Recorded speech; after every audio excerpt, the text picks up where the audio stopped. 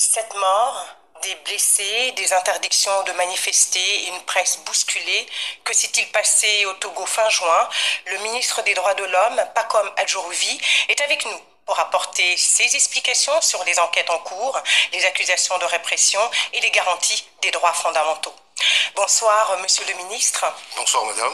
Alors, une enquête est en cours sur les morts, les sept morts, les sept personnes trouvées mortes après les manifestations entre le 26 et le 28 août dans votre pays. Où en est cette enquête et que sait-on des conditions de décès de ces personnes? Merci, madame. Avant toute chose, je voudrais souligner ici à l'opinion nationale, d'abord et internationale, que les faits qui concernent le Togo, tels que rapportés par certains médias, est très loin de la réalité que nous vivons, que nous avons vécu ces derniers temps à Lomé. Et ce n'est pas l'occasion pour moi d'épiloguer ou de m'arrêter sur quelque chose quand même d'assez grave. Il s'agit de vie humaine. Et pour certaines raisons politiques ou d'agenda, de calendrier, certains s'amusent à vouloir utiliser ces fins, ces actes qui ont été dénoncés d'ailleurs par beaucoup de nos concitoyens. Aujourd'hui, qu'est-ce qu'on peut dire des circonstances de ces décès, monsieur le ministre? Ce qui est certain, c'est que les médecins légistes ont procédé à des analyses assez poussées. Les conclusions sont connues. Le procureur de la République a communiqué également. Nous avons, avant les événements d'ailleurs, deux corps qui avaient été repêchés dans la lagune. Ces corps étaient déjà dans l'eau. Nous sommes en train d'établir la réalité. Alors, est-ce que les responsables ont été interpellés? Vous parlez de corps repêchés. Est-ce que des responsables ont été identifiés et interpellés? Non, le temps de la justice est là. Nous donnons le temps à la justice. Les enquêtes sont en cours. Attendons les conclusions avant d'aller vite en besogne. On veut attribuer ces morts à une brutalité policière.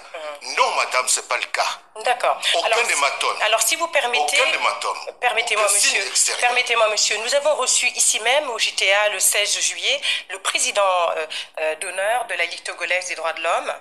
Je vous propose qu'on regarde un extrait et on en reparle.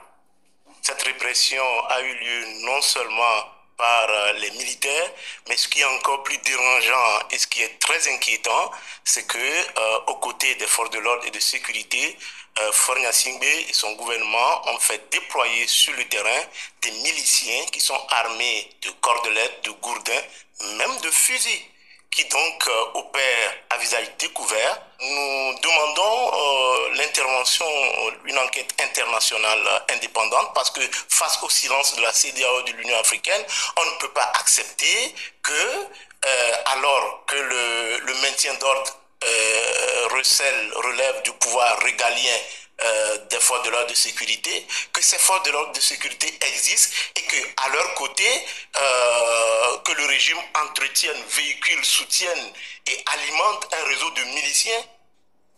Votre réaction, monsieur le ministre? Je suis très surpris par de telles déclarations. Mon ministère n'a jamais été saisi par des associations. Il y a d'autres associations de défense des droits de l'homme qui sont des associations indépendantes, comme la Commission nationale des droits de l'homme. D'accord, mais qu'en est-il de ces milices qui sont cagoulés, qui sont rentrés chez des personnes, qu'on a filmées frappant des manifestants? Qu'en est-il et ils agissent sous quel ordre? Apportez-moi la preuve de ces miliciens dont on parle.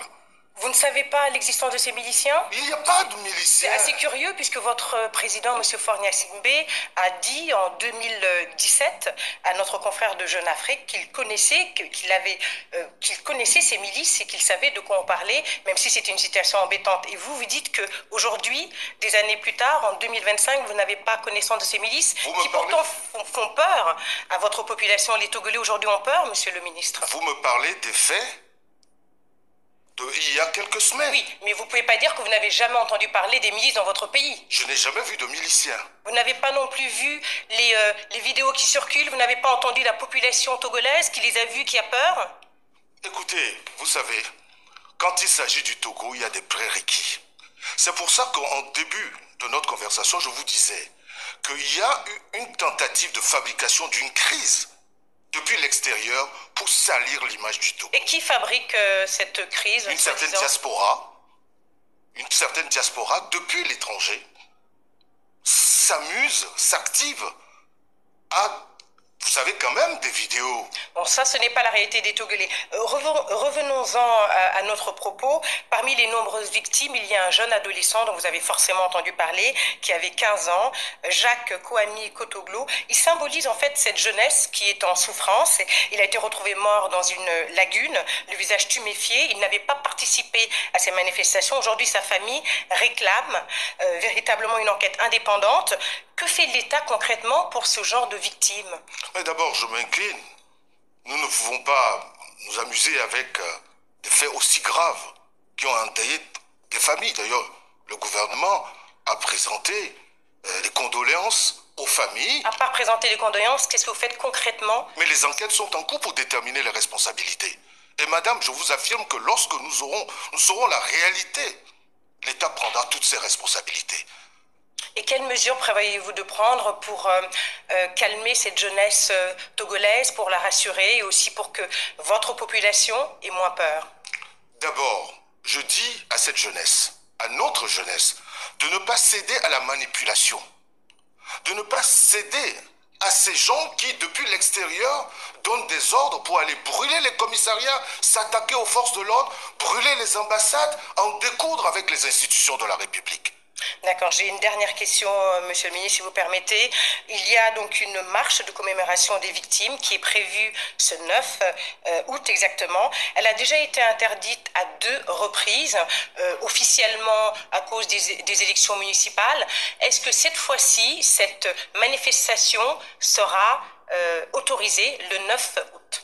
Il n'y a jamais eu d'interdiction de manifestation qui la société civile dit que 2 fois, elle a essayé de manifester et c'était justement pour commémorer ces victimes et que ça a été refusé. Donc, ma question est claire. Nous sommes le 2 août. Est-ce que le 9 août, cette manifestation sera autorisée? Si les organisateurs de cette marche ont fait ce qu'il faut en respectant les lois, nos lois, c'est-à-dire déclarer 5 jours ouvrables avant et qu'on connaisse les organisateurs et qu'en concert avec le ministère de tutelle, pris ensemble des précautions, parce que vous savez, merci beaucoup.